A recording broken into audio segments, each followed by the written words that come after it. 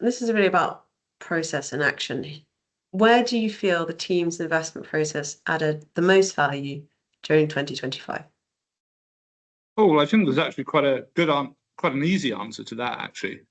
And that's with the recruitment of Callum, or at least, well, his joining.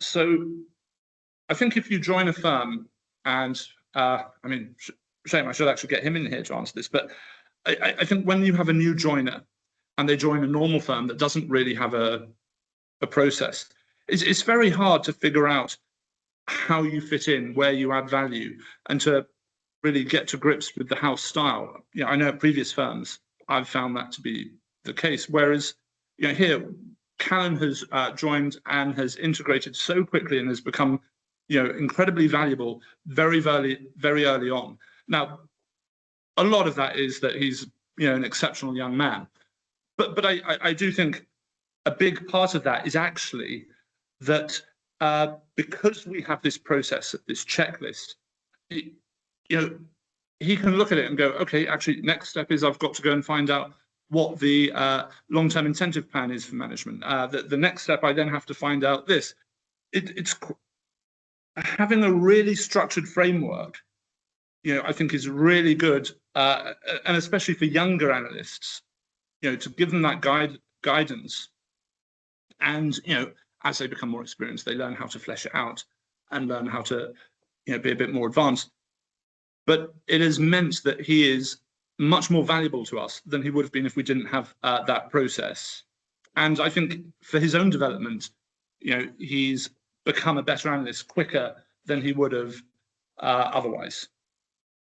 I think Aubrey explains it extremely well, and I think that has been a perfect test and made me very happy to see just how well it's worked.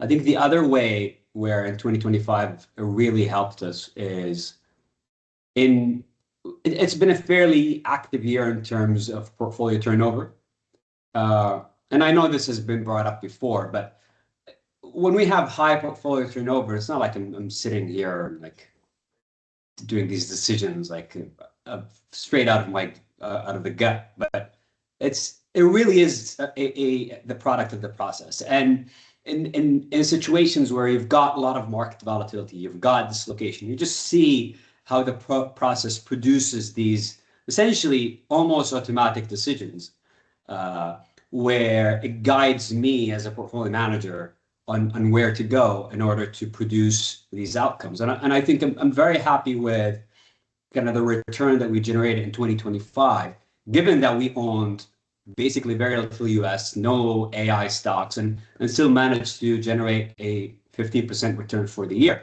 I think and you can look at that chart kind of which is in the letter for how the portfolio behaved throughout the year. You'll see that we produced that 15% with very low volatility, and we held up very well in the two drawdowns that happened in March, April, and in November to AI stocks. And I think that's kind of the nature of it. I think it helps guide us so the portfolio evolves over time. So it looks like we're sitting and making these bets right and left, but it's not. It's really an evolution that is coming out of the process, and we're making small decisions every day that kind of guide the portfolio to maximize the best risk-adjusted return over time. And I think that is the output of what Aubrey talked about, which is the input.